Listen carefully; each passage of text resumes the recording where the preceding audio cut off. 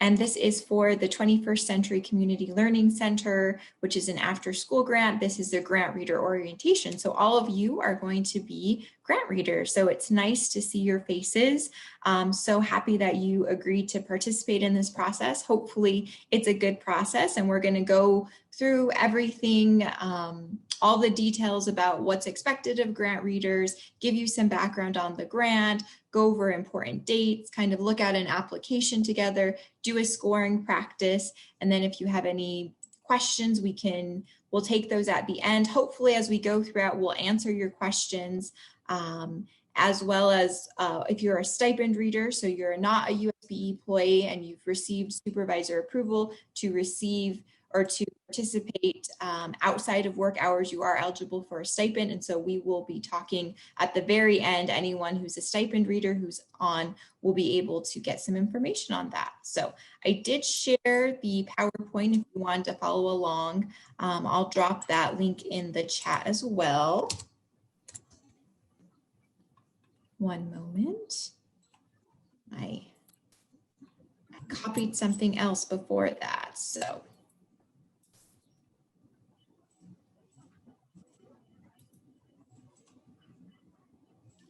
You should be able to get into that, or you can follow along with the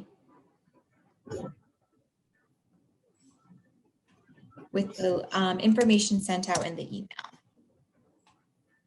All right. And then if everyone can just make sure you're muted, that kind of just helps with any feedback. And if you have a question, you can raise your hand or type it into the chat.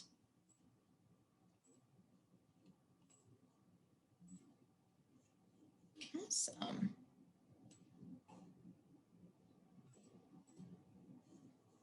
All right. So I'm just showing, hopefully you can see on my screen the PowerPoint. If you can't, just let me know. And as a reminder, this is being recorded because we do have some readers who aren't able to come to this meeting, but we're going to record it for them so they can still participate in the process. This is our agenda for the day. And then for our readers who are watching the recording,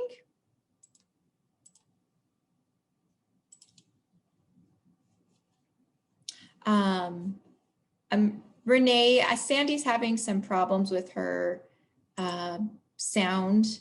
Will you help her, or can you email her, try to help her? Can everyone else hear me? Yes. Okay, cool. Always get nervous when it's like, I can't hear. So we'll have Renee help Sandy. But if you are a reader watching the recording, before I can release your grant applications to you, I will need to confirm that you've watched this recording, that you've completed your conflict of interest and confidentiality form, which will make sense the further we get along. And then I will share all the wonderful applications for you. So, as I said, I'm Camille. I oversee this grant program, which is a federal grant program. So if you ever need to contact me or you want to follow up after this meeting, hopefully this provides you some good information about the process and the grant. You're always welcome to reach out to me. My cell phone is kind of, the best way to reach me. So if you want to call me on this 435 number, that's the best way. We can always set up a Zoom, or we can just do a old-fashioned phone call, whatever works best. All right, so now we're going to go over just some information about what is this grant with all these acronyms, CCLC, what does that mean? And we're going to go over that information so you as readers have information about that. So the 21st Century Community Learning Center is a federal grant. It's actually part of the title program. So those are through Department of Education. This title is Title IV Part B. So if you're familiar with Title I funding, we have Jody Parker who does Title IV Part A. So this is one of the title grants through the Department of Education.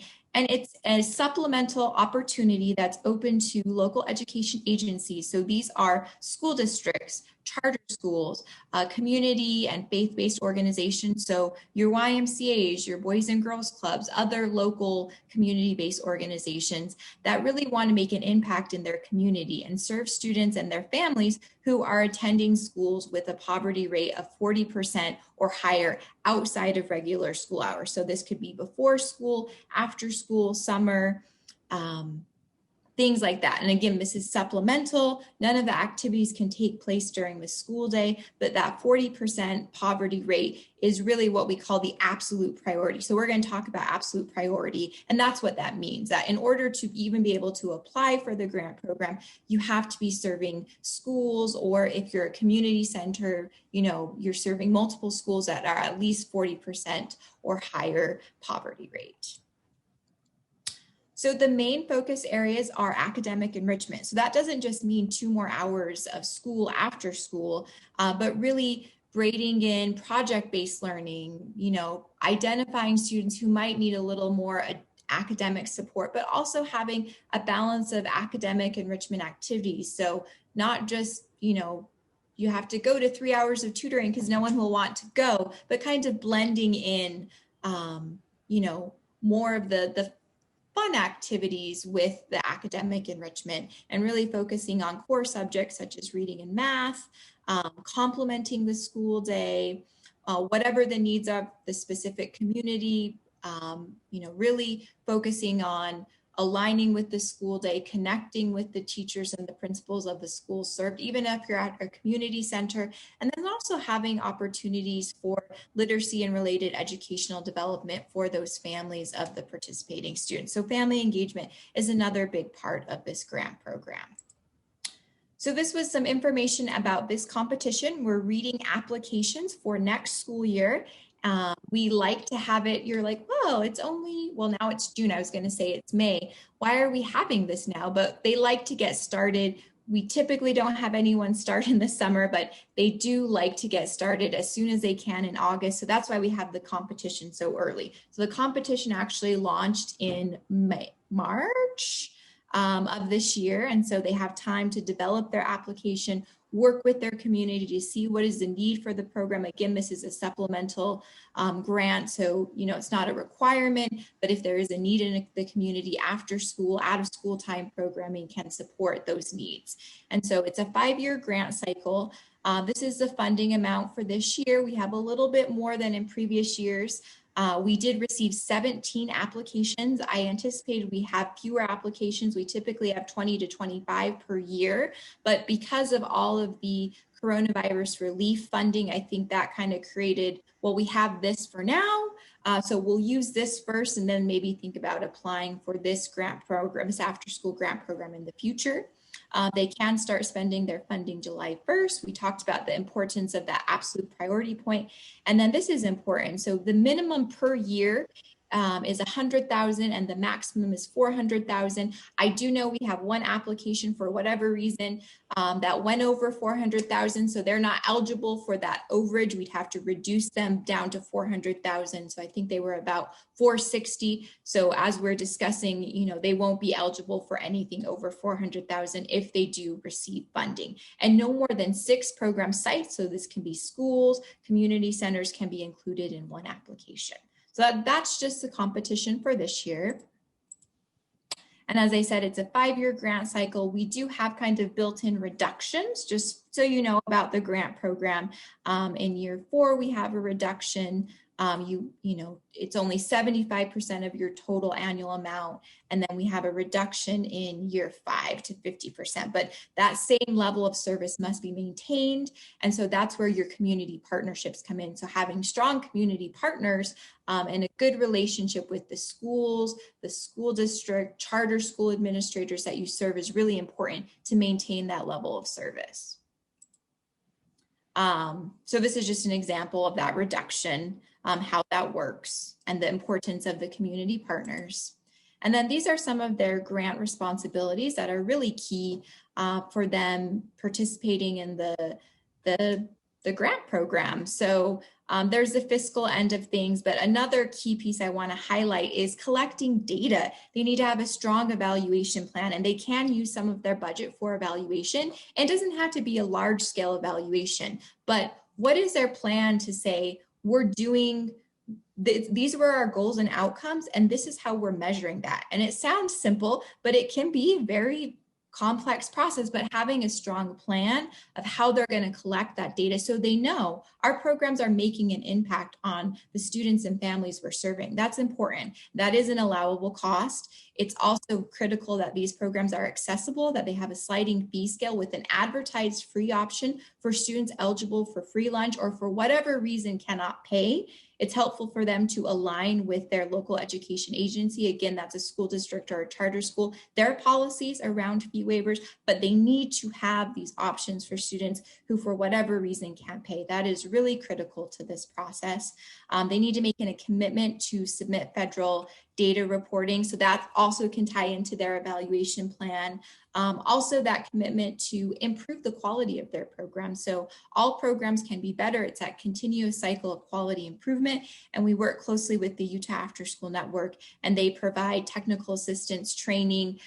They have a self-assessment and observation tool process that they need to engage in.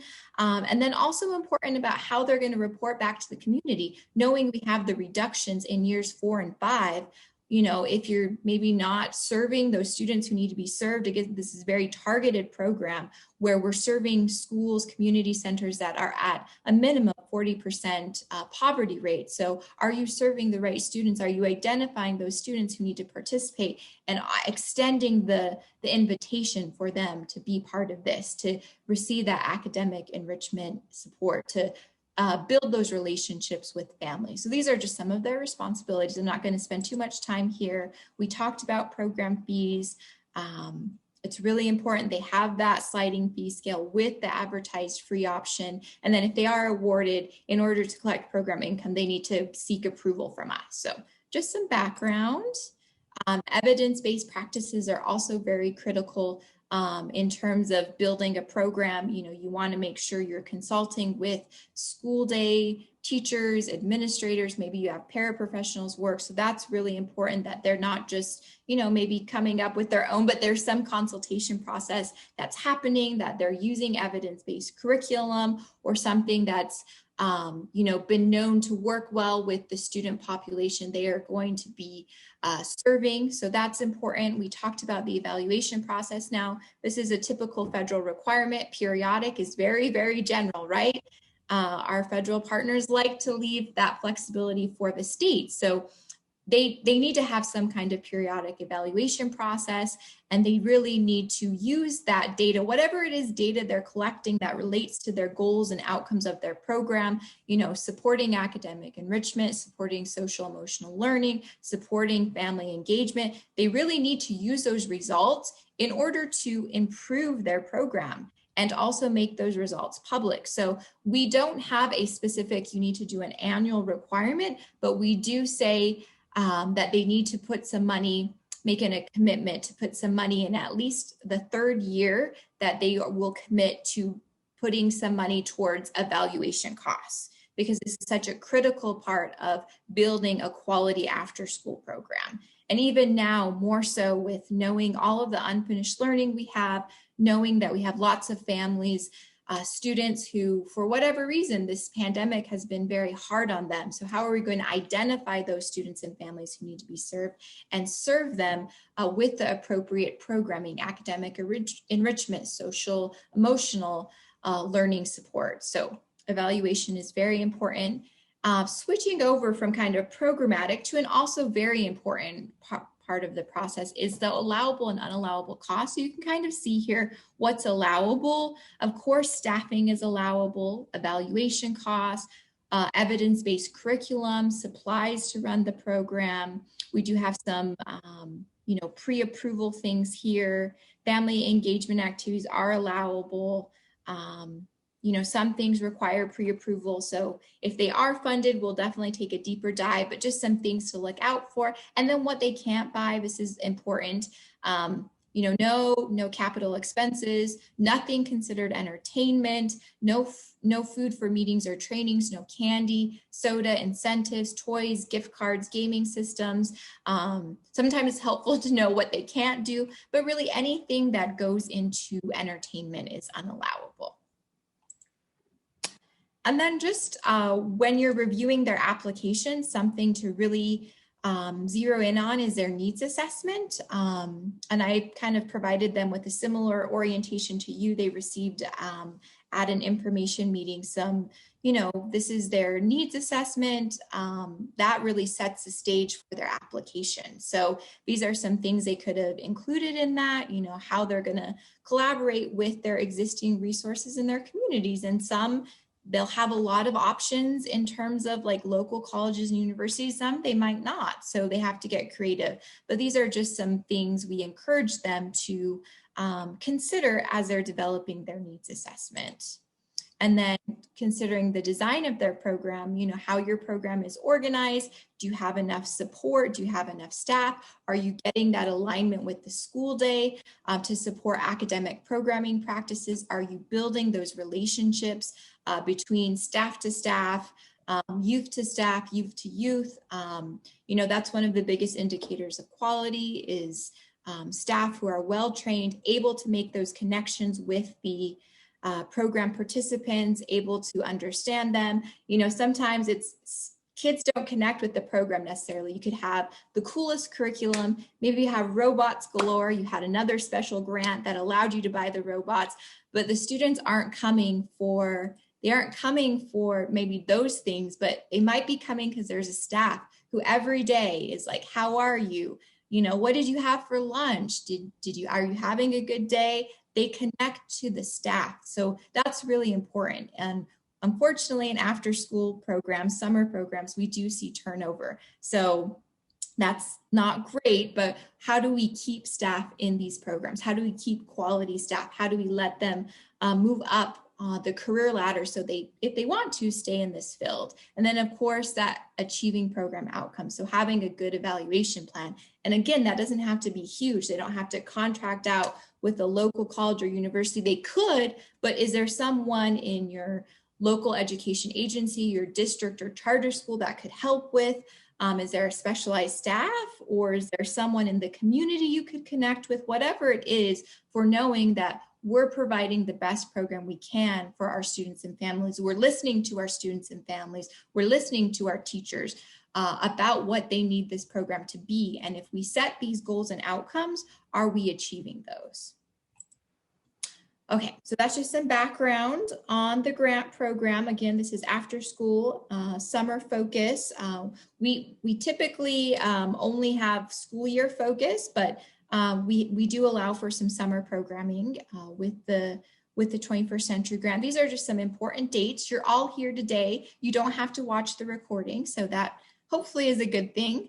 After today, we'll go over this in just a bit, but after you review and sign your conflict of interest and confidentiality, saying I don't have any potential conflicts, I will maintain confidentiality throughout the grant process, you can get all of your grant applications. And each group, so we'll have 4 groups with 5 readers in each group, and each group besides our final group will review 4 applications, and then our 4th group will receive 5. And we'll go over all of that because that's a lot of numbers being thrown at you. But everyone will either read 4 or 5 applications, but we have to have the conflict of interest signed for you to review that and make sure we don't have any potential conflicts. So then as soon as you get them, you can start reading them. I would recommend not waiting to the last minute. I think it takes anywhere from 1 to 2 hours to go through an application, potentially longer. Everyone's a little bit different, but on average, I'd say 1 to 2.5, depending on just like your familiarity with the process. With your first one's going to take the longest, so that's okay. So you'll review the application. The rubric is with the application, so we do have a rubric, and then you'll make comments. Comments are really critical. They are so helpful. Quality comments are really helpful to our readers. So you'll score everything by June 28th by 12:30. And then you'll actually take your scores from your, you'll download the application with the rubric, you'll score, you'll have wonderful comments. Then you'll take that and enter it into a Qualtrics form. And Qualtrics is just, if you're familiar, SurveyMonkey, Google form, you'll take that information and then submit it electronically. So then we can create kind of this master Excel sheet where we'll go over, because our next meeting on, and I apologize for that typo there, it's not the 20th, it is the 30th. I will make sure I update that. So on June 30th, we will all come together in your different reader groups. We'll break out in Zoom in breakout rooms, which is much better than those of you who participated last year, I hope. So we'll break out in those breakout rooms, to use breakout another time. So you'll be in those rooms together and you'll go over all of your scores. So say, Jody scored a 10 on one area, but Stephanie scored a 2. That's definitely a discussion point. Like, we have someone scoring 10 full points and someone scoring a 2. So that's what the process will look like. You'll score individually on your own. We'll compile all your scores. That's why you're entering them electronically. And then we'll all come together and have a good discussion. We're going to start at 9. Each group will have a computer facilitator. So that means they'll be managing this master Excel form. Either a member of your group, or like Robert Palmer or Renee or myself, will be helping that. And then we'll have a facilitator who will kind of guide the conversation and say, hey, we need to talk about, question 1B, we have these discrepancies, or we need to talk about question 5. We have, 3 zeros and 2 10s. Something's going on here. So those are just some important dates and a little more information about the process. And as I said, everything's going to be virtual this year. We will have 4 reading groups, 5 readers in each group. That might be subject to change. Hopefully no one drops out at this point. I don't know. We'll see how that goes. And as I said, you'll review the rubric is in the application. So I'll show you in a bit where all of that information is, or where you can find that. We're using Google folders.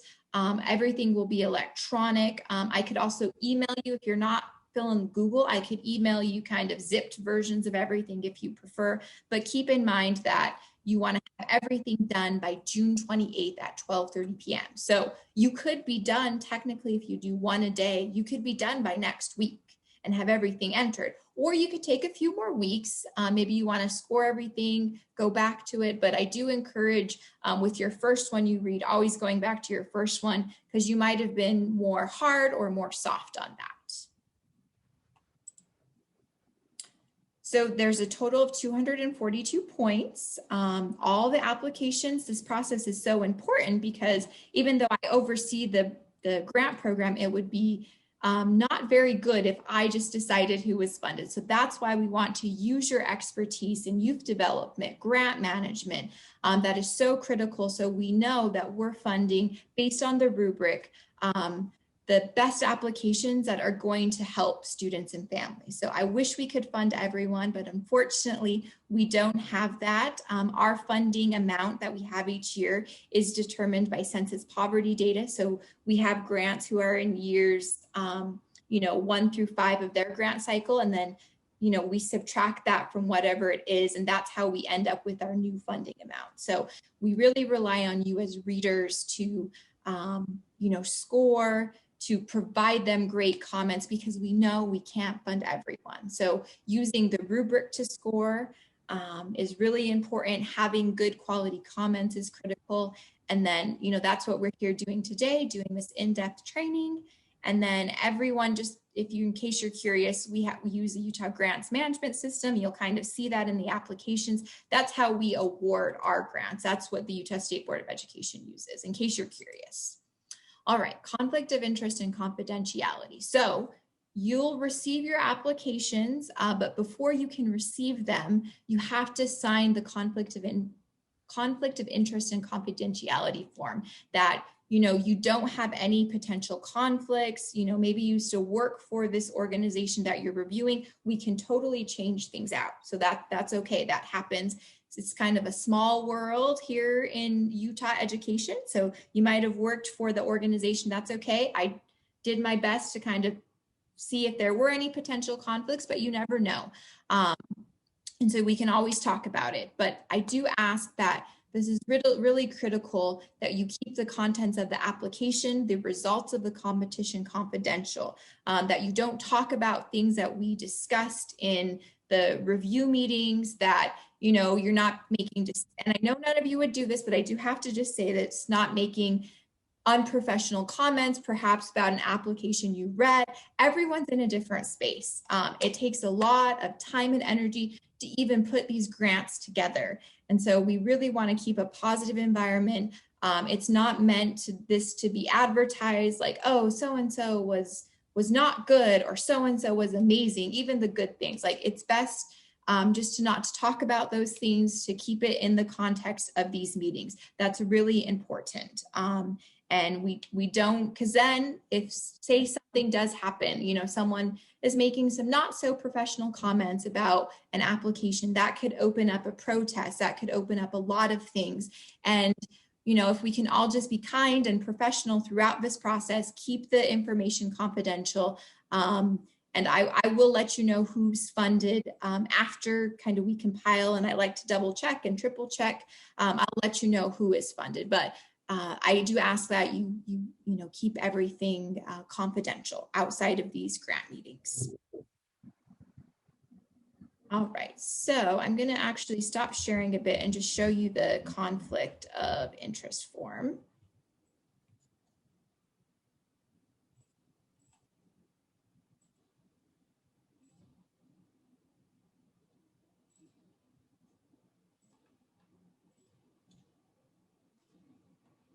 All right. Okay, is everyone seeing the conflict of interest form? Okay.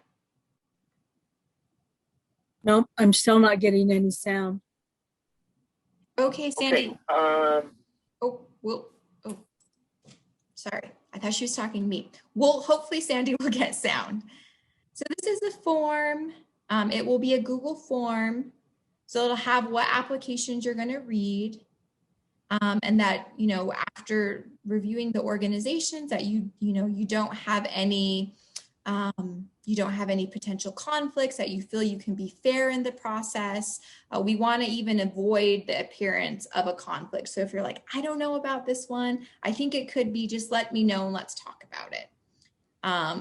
You know, if you've ever worked for them or currently working for them, if, you know, a husband, a wife are currently working for the organization, or you have information, we'll definitely want to kind of rearrange things, and that's no problem. That you don't engage in social activities with the potential grantee. So if you really feel like you can't be partial, again, I know it's a small Utah education world. We don't want you to put you in the position where you feel comfortable.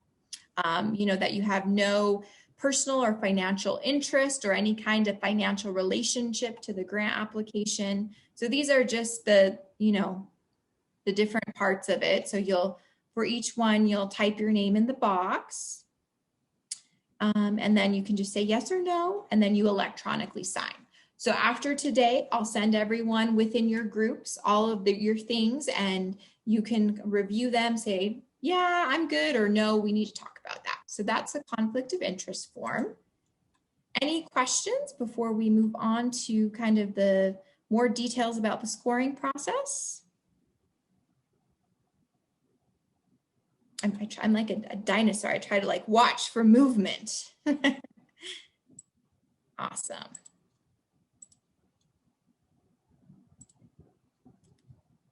All right, so more on the grant scoring information. So we talked about conflict of interest and confidentiality.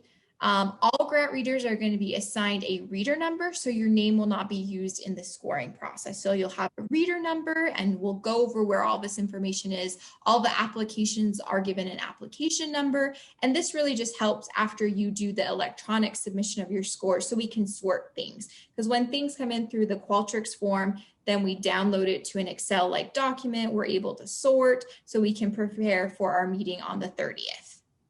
So then you'll score each application with the rubric, and we'll go over a rubric so you can look at it. It kind of has the rubric, the application question, the response from them. So it's all like a one-stop shop. It does make it a little bit longer, but you won't have to go back and forth. So hopefully that's a good thing. Any comments are required for any extreme score. So if you're giving a really low score, you need to justify why you're giving a low score. And I will just make this plug for comments. Every year, because we can't fund everyone, because we have a limited amount of funding, every year the applicants pour over your comments. They really take your comments, your feedback so serious. It's so important to them.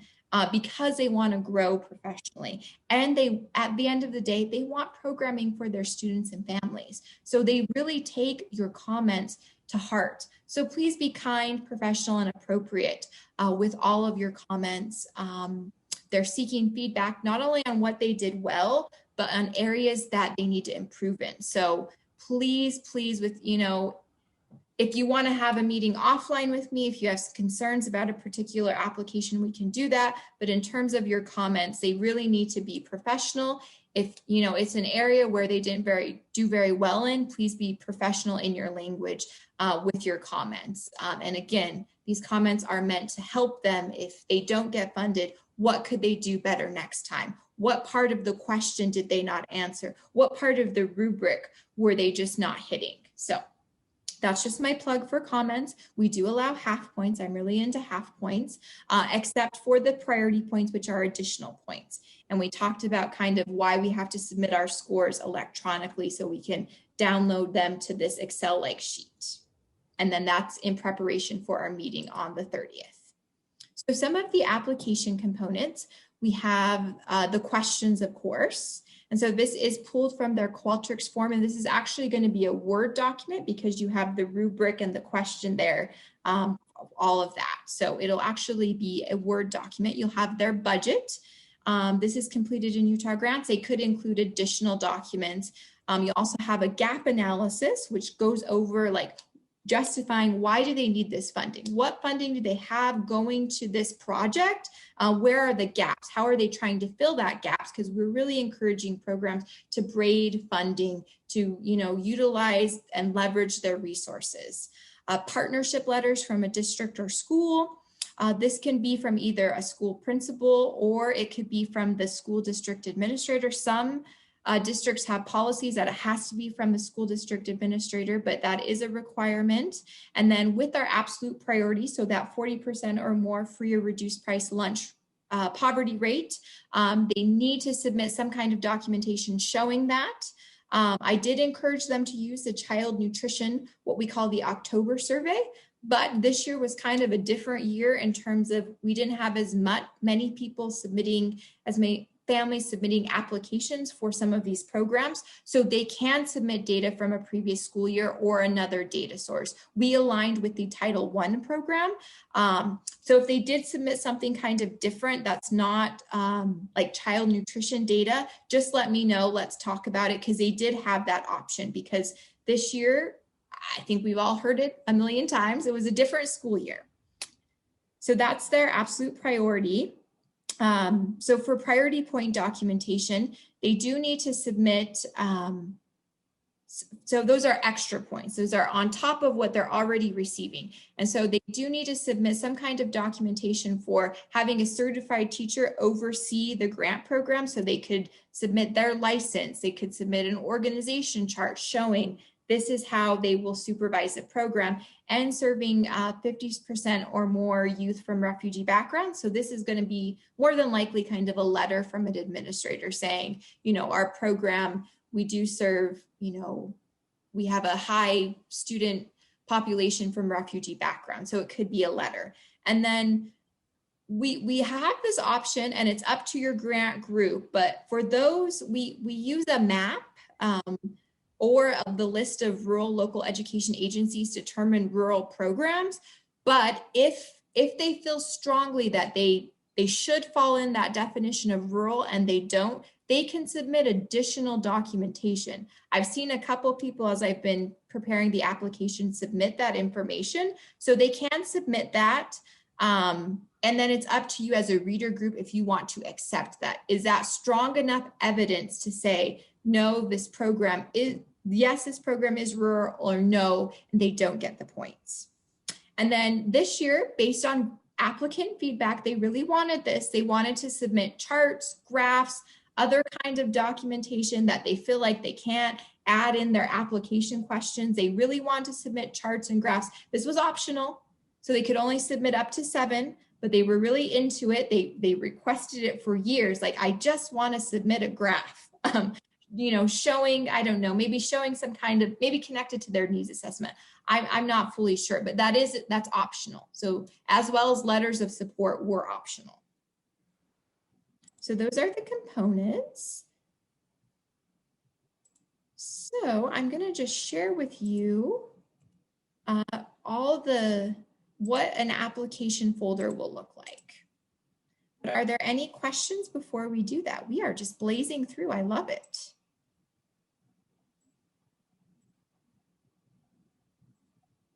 Awesome. So I'm going to share this in the chat again because I know we had a few people join us.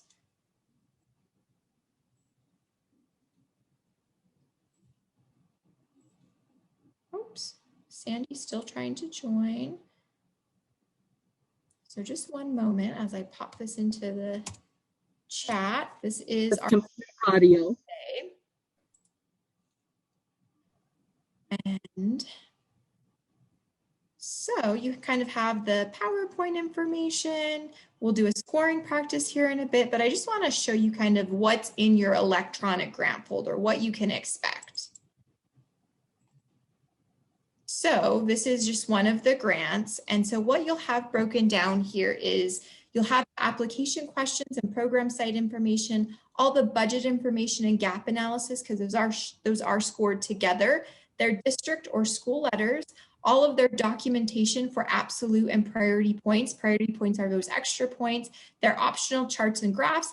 And then you have kind of this, I don't love this. This is their download from the Qualtrics system. So if you're ever like, I don't know, I just want to double check something. This was their original submission. It's not very pretty. So I've kind of adapted this to be, because you see, like it's a lot of, yeah. So I've adapted this for I've pulled their application questions out of this. So it's there if you ever just wanted to check it out. All right, so here's their application questions. And so this is where you'll have the rubric and all of that information. So you'll have their applicant name up here, your group number, their application number. I just put allowable and unallowable costs, so you have that information. This is just some organization information for you to familiarize yourself with the applicants. You know, do they commit to this? Is everyone at 40% poverty rate? Do they commit to the minimum requirements for school year programming? What are their fees like? This is just more background information. Do they have a data sharing agreement? Might be something to note. Program site information, we'll see that in just a bit. This is helpful. What is their planning with the local education agency? So the school district or the charter school that they're going to work with the most. So, you know, how did that planning happen? The strength of a program to continue it, I think it does take a partnership between, even if you're just a school and a local education agency, a school district or a charter school, you have to have that partnership with the local education agency, as well as for a community-based organization. Those partnerships are so key, maintaining those partnerships. So this is, again, some background information to talk about. How did they plan this? Because this is a community grant. This isn't just the school owns this or the community-based organization owns this. How are we all going to work together to leverage those resources? Sorry, just some quick scrolling. Then you have information on the program sites that are included. Then we get into their competitive priority points. So this is where you could, if they do require documentation, like here for questions 3 and 4, or excuse me, for questions 1 and 2, they needed a brief description.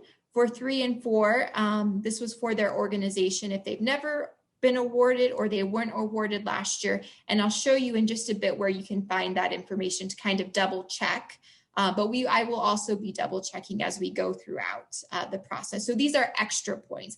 They really want these extra points, and in the grand scheme of things, these can make a big difference. So that's why we do spend time reviewing these. These are just if all program sites meet these different requirements. So for program operation, they do, for this priority point around the teacher in a supervisory role, they do need to submit additional documentation. For the other ones, they don't. For number 4, about how they're going to offer some college and career readiness opportunities, they did need to submit kind of a written portion there. And then these are competitive priorities. At least one of the program sites included meets this. And I'll provide everyone with kind of the lists and some of the other information. The map is actually, and the list of rural local education agencies is actually at the end of each of the application documents. They do need to submit documentation for this priority point, serving students from refugee backgrounds. That will likely be a letter.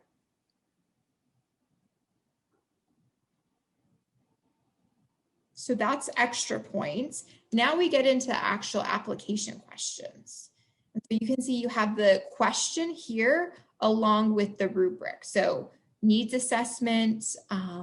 This is really kind of the big question that will state where they are in the, how did they come up with this plan? So this is that needs assessment. Taylor, you had a question?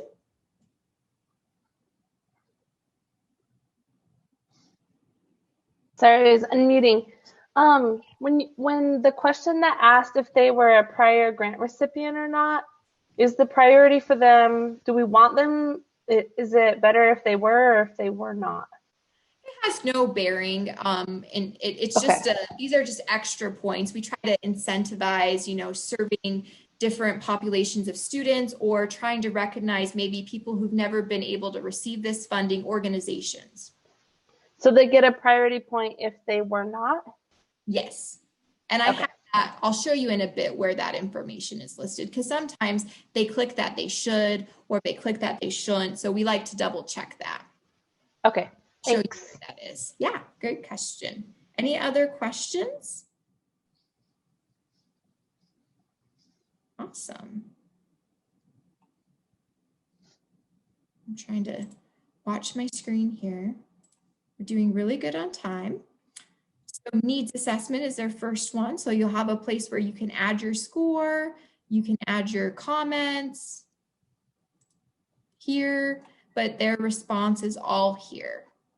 So you'll have their response with the rubric. So hopefully that's helpful. I know in the past, everything was like, it's here, but it's all here right now. I know the formatting might be a little funky, so just let me know if you have questions. That's why I always include the original response. But here's their response, and then you have, you can read their response. Hopefully the text is big enough. You can always increase it on this. And I would recommend with all of these application questions to download them so you're not scoring in here. So to go to, create a folder on your computer, like grant scoring for your 4 or 5 applications so that you're not marking up this, so that you're making a copy of it. Or if you wanted to, I can send you kind of your own, I can send all the groups their own zipped folder, because it's kind of a big folder. So then we have project design. What is it going to look like? What evidence-based practices are you utilizing? What are your outcomes?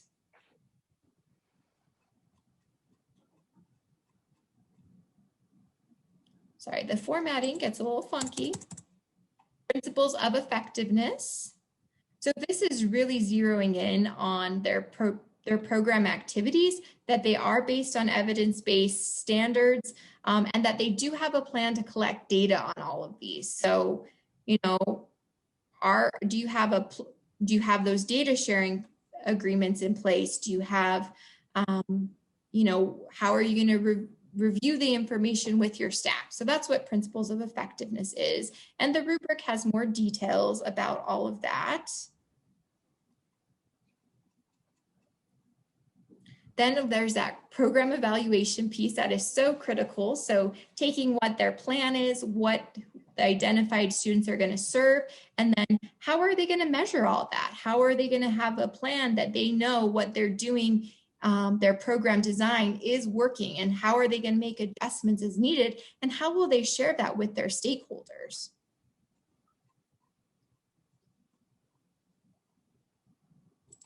And academic achievement, as this grant is very focused on academic support, enrichment, aligning with the school day, this portion, all of these are very important, but you know, how are they going to build a program that kids want to come to, right? That's engaging, that's fun, not just like, well, come for 3 hours of tutoring. Like, it's going to be so fun. That I wouldn't want to go to that. So how are they going to create this, you know, engaging environment? Then we have the program components. So this is where they can select from 3 components to bring that balance of, so it's not just too heavy academic enrichment, but, you know, bringing in college and career readiness, social emotional learning. They can pick from all of these options. They do need to use evidence-based curriculum. Then their inclusion, you know, how are they going to support and recruit, retain students with special needs in the program? How are they going to work with the school administrators and teachers, especially if you're at a community-based center? How are you going to make sure the students are recruited, involved? If you need extra staff, what will that look like? So we have an inclusion question. Family engagement. So not just doing like, and I think we've all been to these events with, you know, children or nieces, nephews, whatever, but like, just like, oh, come to the school and we'll give you, you know, donuts or pizza. And I know those are strategies that help, but really, how are they intentionally building these supports for families, building the relationships with families?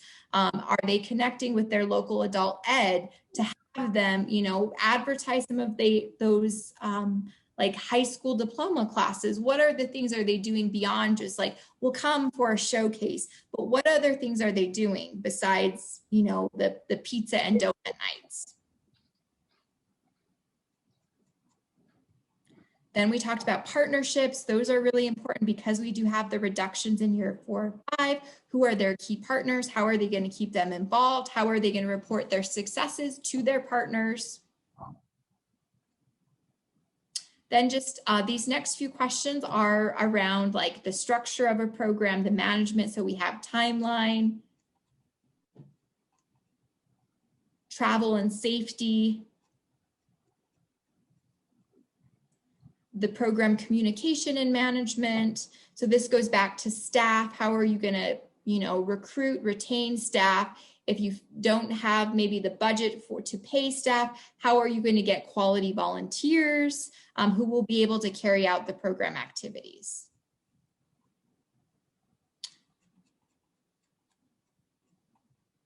Professional development. So what is their plan for professional development and training? How are they going to onboard staff? How are they going to keep that professional development and training going as throughout the course of the project? And then continuation. So what this continuation means is we have the reduction, you know, sustainability can be not a fun word when you're dealing with grants, but what are they going to do when we have the reduction in years 4 and 5? How are they going to lean on potentially their community business partners so that they can maintain that level of service? So are they going to apply for other grants? Will they be able to work with their local education agency? So what does continuation is really about? Sustainability. What are you going to do when the grant reduces? And even kind of right side. Do you have a plan for when, you know, if in 5 years you don't get funded again, or, you know, something happens, but having kind of a backup plan and, you know, braiding those funds to leverage resources. Then there's the budget. So looking at the budget, you'll consider their Utah grants budget. This narrative question here I apologize for the formatting, as well as the gap analysis. You know, this was a new question. If you've read for years, they need to describe how they're allocating those funds for if they get funded in year 3 for evaluation efforts. And that doesn't have to be external. They can just say, you know, we're going to work within our school staff.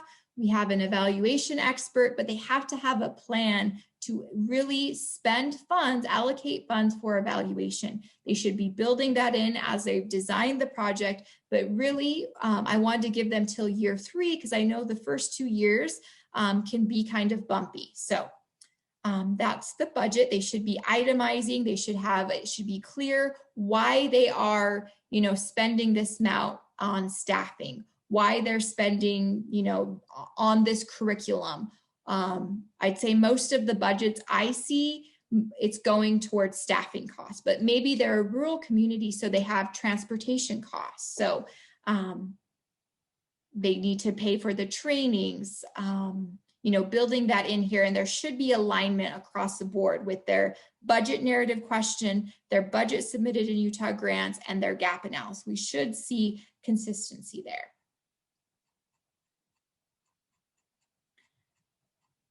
Then there is a place for them to score the school principal letters. So those will be in the Google folder. And then here's where we have, and I apologize for the formatting.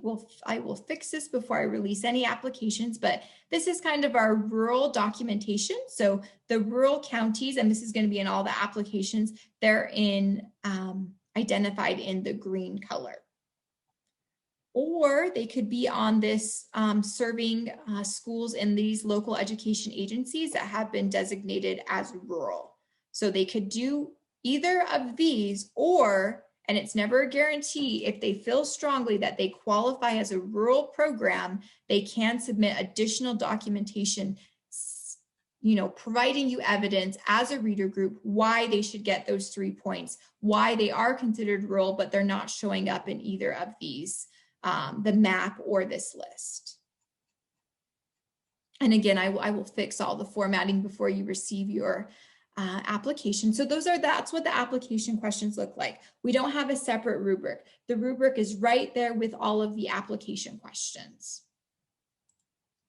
Then we have this program site information. So this is just additional information for you. If they are funded, we'll collect more detailed information. So if you remember back, we used to have those program site information forms. So now instead of that, we're just having them kind of list out what their average daily attendance is, how many hours per week they're operating, their weekly schedule for all of their program sites.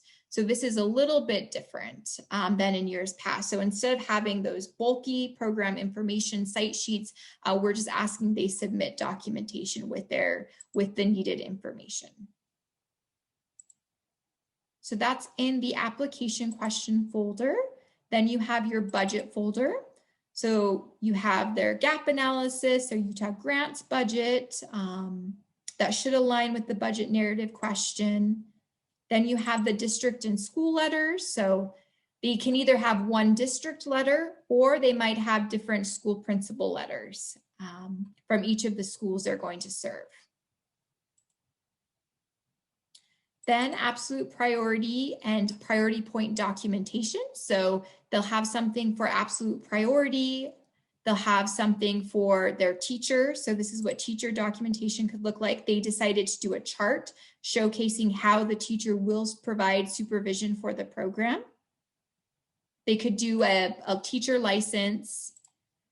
They have also decided, I believe they fall within the rural map, but this particular applicant has done some, so they're not submitting additional documentation. They just want us to know they for sure are within this rural list for local education agencies. And then this is what it looks like with this absolute priority documentation. They use the October survey, but they highlighted the 2 schools and what their rates are. So if you have any questions about the absolute priority, because I know it might be a little bit different, just let me know. Or if you're not clear, like, why did they submit this? just let me know and we can talk about it. So that's absolute and priority point documentation. These are some of the optional charts and graphs they wanted to submit. So again, this is just background information. It's not necessarily scored. They really, you know, applicants had requested this for years. So that is what an application will look like. So any questions on the application?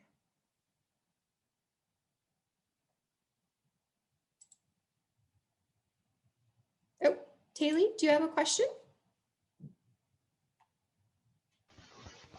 Sorry, I just want to make sure I understand. So are these completing a budget for all 5 years, or is it just for the 1 year? That's a great question. So it'll just be a 1 year, and then we have annual renewals. Okay. And then, okay, so the max they can ask for in 1 year is 400,000, and the minimum is 100. And you guys have 1.4 million per year. Mm-hmm. Okay, got it. So we don't fund a lot of projects, unfortunately. Okay. We're So I wanted to make sure I understood. 4 and 6. So that's why, like, your scoring, your participation is so important in this process. So we're able to have really strong justification for the programs we're funding. Great question. Okay. Thank you. Any other questions?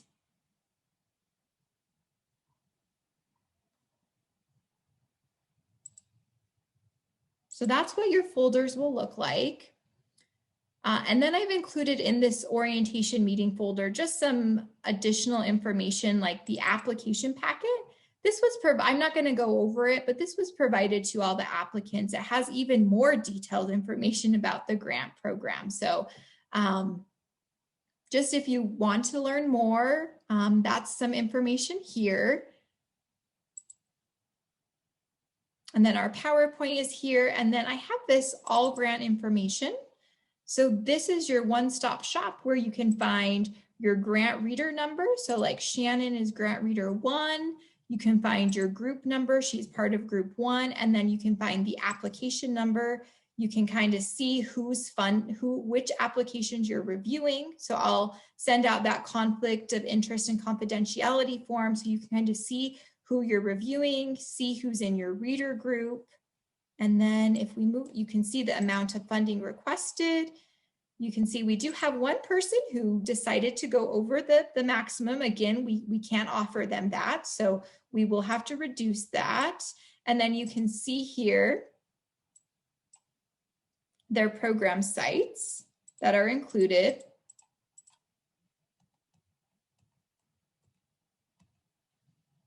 And then if they will, for those priority points for the organization, if they've never received it, or if they didn't receive it last year, I went through and kind of documented who should receive what points. So you can check what they say against this. So this is your, your one-stop shop. If you have any questions around if you have any questions around where do I find my group number? Where do I find my application number?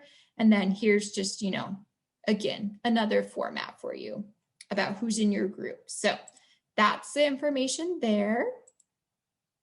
This is the link to the Qualtrics form. So once you're all done, you've gone through all your applications, you've downloaded them on your computer, you can go here, and this is the form that you'll use. It's very similar to a Google form, a SurveyMonkey form, has our due date. It's really important we get everything in by this date because I'm going to be compiling everything for our meeting on June 30th. So we want to get everything in. So you'll need your organization name, application number. That's really important. Your reader number. I don't want to use your name. So if you're not sure where your number is, you can find it in the folder. And then it will just follow the application.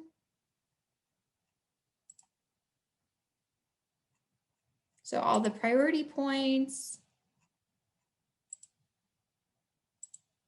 You can provide comments. So with your comments, if you can put them in here. So again, it just follows the rubric. If you can put your comments here and be as specific as possible, it's incredibly helpful for everything. And then with Qualtrics, the only thing that I don't love about this is you have to submit, for your final submission, you have to submit using, you might think you're done here, but you have to do this arrow button. So this black arrow, and it will look different on everyone's screen, but you have to click the black arrow. And then you know that you have, you will know that you have submitted when you see this. But if you have any questions about the submission, just let me know, and I can look through it and we can go through it. So that's why it's important to always have a copy of your comments, putting your comments and then in the Word document and then transferring them over here to this document. And the reason I don't like to have the scoring rubric document and then this electronic rubric document is sometimes as you go to the meeting on the 30th, you might get some different insight from one of your great colleagues about like maybe some aspect of the application that you saw in a different way, and your comment no longer reflects that. So, and I don't want to have like multiple comments hanging out everywhere. So we can always, adjust comments, but I don't like to have comments in two places, on your Word document, and then on this, we'll only adjust them one place. All right. So any questions before we move on to scoring practice?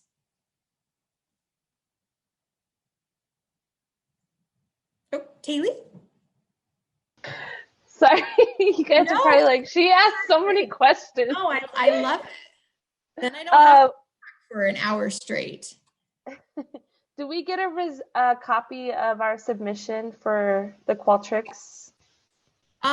I think you should, but when I was finagling with the controls, it wouldn't let me I'm working on that. So okay. An emailed copy. It should let me do that, but it's being kind of finicky when I've done some practice runs, but I will try to make sure that happens. Okay. That's it. Thank you. Yeah. Any other questions? All right. We're going to move on to scoring. So I emailed kind of our scoring practice document. It's also in our folder. So we're just kind of going to go through this. We're going to look at family engagement. So using the rubric and a response. If you guys can just go through kind of, and I'm sorry I'm scrolling so much, go through and read the response and then score it with the rubric. Is there anyone who doesn't have access to the scoring practice document? If you don't mind raising your hand or speaking up, try to watch. Okay. So we're going to take about, and then this is also a time, to do any kind of break you need. I'm going to give everyone 7 minutes to kind of take a break. We've had about an hour of me talking at you. Take a break, go through this scoring practice, the response, and say, using the rubric, and kind of score it yourself. So we'll come back at 11:42. We'll come back. So I'll see you at 11:42.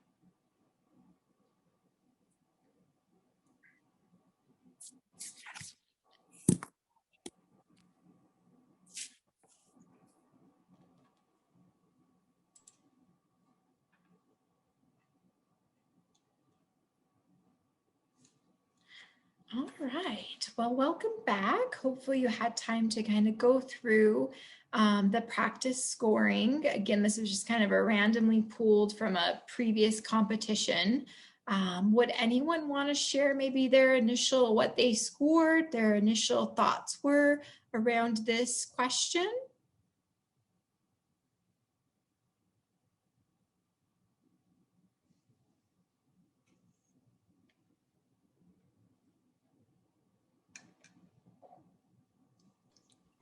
I have a question, Camille. When you were talking about what you're looking for, you talked about you don't want just like the donuts and pizza night type stuff. Were you wanting to see that they're offering courses for parents or directing them to courses for parents and that type of thing rather than just all the support stuff for the youth? It's more of directing Mhm. to those options, those resources. They don't need to necessarily provide them themselves, but directing them towards them, having a plan for how they're going to communicate with families. You know, those family engagement nights those are totally okay, but kind of moving beyond just like, we're just going to do it because it's fun, but like, are you going to, you know, are the families going to walk away from, you know, with like, oh, I learned about this. And I'm not saying they need to have monumental, like they're going to learn this and this, but something that's connected to academic enrichment or social emotional learning. Okay.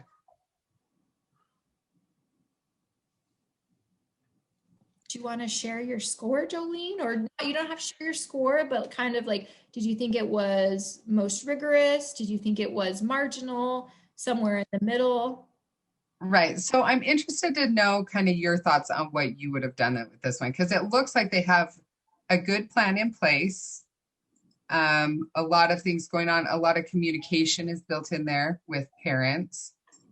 Obviously, the last part of the scoring rubric, the strategic plan to engage family members makes sense given the needs assessment provided earlier. We don't have that part, so I don't know how it ties into that on here. But I feel like they were meeting the 4 required components. They did a good job addressing chronic absenteeism and different items there. So I just didn't know, as far as a parent component, I didn't see anything directing them to other community resources necessarily. So I don't know if you would dock them points for that or not score them as high, or if this is sufficient as far as what you're looking for. So that's kind of my question. Sounds like they hit most of the things on the rubric and in the question. Okay. So I would score them probably in the 8-ish range. Looks like Shannon gave them an 8. Camille Clark also had kind of similar 7. I know we couldn't see the needs assessment, but she felt like could have been so this wasn't like the best, you know, like 10, but it was definitely a strong response. And I think what you see is, you know, you're not going to likely give a lot of 10s, right? Sometimes they just don't hit all of the components. We've really tried to direct our training at our different meetings when they're in the application process to say, you know, really read the rubric, read the questions, consider the best practices, because sometimes some of the best practices might not be necessarily listed in there. Looks like Taylor gave them an 8, but really pushing them to, and I hate to say this, to write to the rubric, but you know, unfortunately, that's our process laid out. So Kathleen gave them 7.5, could have been some expansion. Any other comments on the practice? And great discussion, Jolene, about, you know, including some of those best practices in there.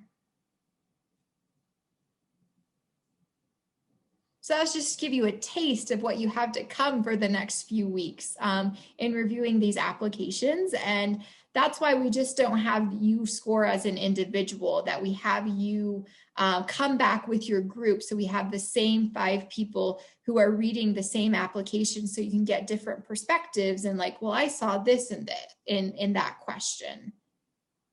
Looks like Jody said maybe 8. You can, Jody, you can definitely give 7.5. I noticed Kathleen likes the 0.5s, but 7.5s are always acceptable. So maybe a little more detail on this question. Perfect. Any other comments or questions about scoring? Just wanted to give you some experience using the rubric.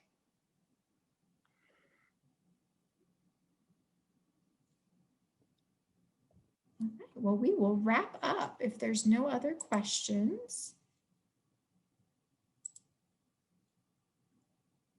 Oh, and the person on the iPhone, would you just mind letting us know your name? Thank you for sharing your score, but I don't know if you can unmute and just let us know who you are.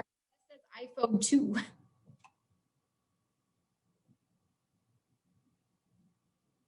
Oh, thank you, Betsy. That's what I thought. Perfect. All right, so let's wrap this up. So Camille, I just have a question just to clarify. Yeah. So the rubric is built right into their application. Yes. Is that correct? As we're reviewing it, that's actually what they will all look like. Yes. Okay. And I'm sorry about the formatting that one was just a quick one for you to see, but yes, so rubric and the application question are all right there. So you can see, so you don't have to go through that ugly Qualtrics form. It's not ugly because Qualtrics is ugly. It's ugly because I'm still learning the Qualtrics system. But yes, that's what your application will look like. Any other questions?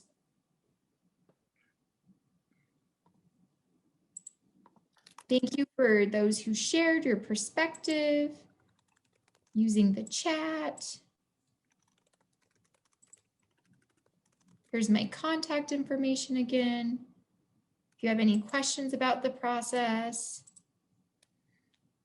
All right, so our next steps, just to kind of wrap up what we're gonna do.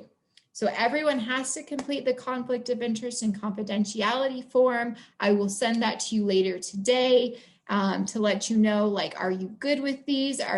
Is there any kind of conflict of interest issue or even an appearance of an issue? Then let me know and we can kind of rearrange.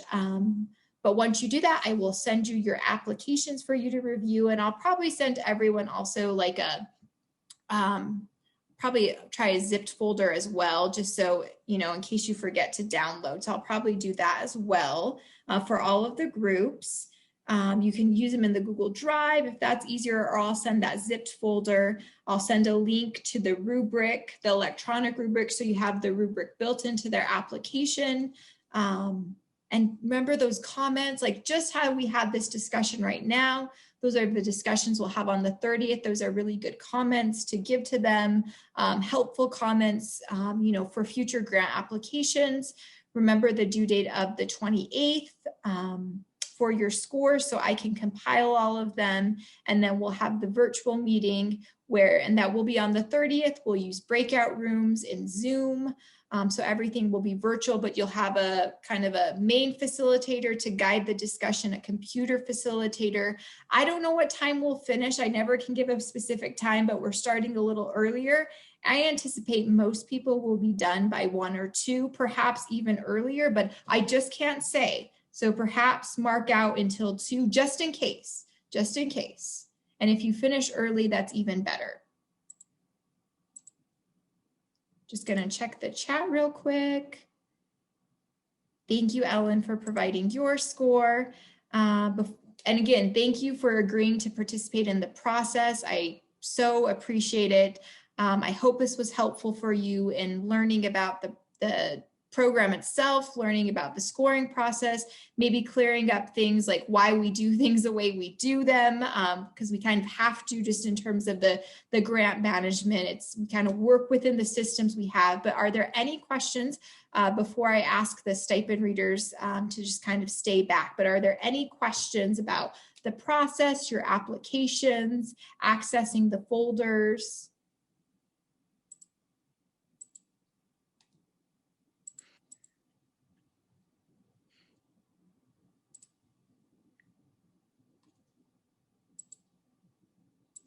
All right, well, if there's not any questions, and I think we won't stop the recording yet, Renee, because we'll talk to stipend readers, but you're welcome to stay on. But if you are a stipend reader, if you can stay on for just a bit so we can tell you about the next steps for those who are stipend readers. But if you're not a stipend reader, you are welcome to leave unless you have a question, but I'm always happy to set up another meeting with you afterwards. So thank you for participating in this process, and I'll plan on seeing you soon.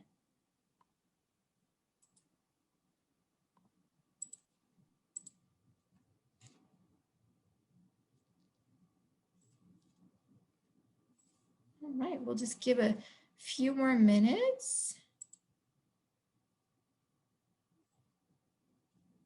All right.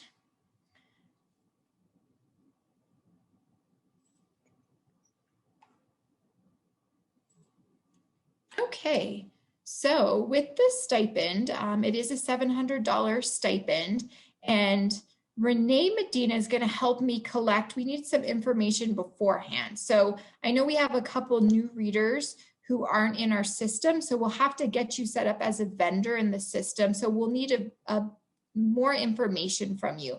Now, my plan is, I don't know, those of you who participated last year, because we're not in person and we're kind of, usually we have this meeting in person, but because we're not in person and we need to collect some personally identifiable information, we have in the past used this system called Move It. But those of you who remember last year, Move It is not especially user-friendly, but it's an encrypted system because we always want to protect your information. So we're going to try to use the Qualtrics system, which is an easier way to collect this information we'll need. So for those of you who have not read before ever and need to be set up as a vendor, Renee, can you let them know what information we'll need from them for our new grant readers who aren't been set up as vendors? Yeah. Yes, we'll need your name, address, and phone number, email, and social security number, which once I have that and it's been turned in, is destroyed. They'll give you a vendor number. From that point on, you'll go by the vendor number so that your social security number will be nowhere found. And as I said, we're hoping to collect that information with the Qualtrics system. I know, Renee, we've collected it in other ways before, but we are going to try to collect that with the Qualtrics system. So we're protecting your information. So we're looking into that. Now, that's only if you've never read before and you're not a vendor. We have a handful of people who are new vendors, essentially. So that'll be an extra step for our stipend readers who need that who need to be set up in the system. So we'll be contacting you with how to submit that information in a safe way that we protect your information. Now, for all stipend readers, Renee, will you let them know what we need for that? Because we do need a form signed, correct? Yes, and I'll get those forms all filled out before I ask you to sign them. There'll be the C7A, which most of you are probably familiar with. That's what's going to pay you along with an invoice. But I'll make those up, and all you're going to have to do is sign them. And Renee, can we receive those through email? Yes. Okay, so we can receive. There's no social or anything. Okay, but that does require an electronic signature. Yes. So if you're not familiar with using that, let us know. We can help you with that. Last year we had a few snafus, but I think we fixed the form, so it should be a painless process. But we'll be following up with the forms we need, and especially to our new grant readers who need their vendor number set up. So if you have any questions about the stipend reader process, you can contact me. I'll be working with Renee, but I just wanted to give you an update on that. It's a little bit different. I think we worked out all the bugs last year when we did our virtual meeting. So that's the stipend reader information.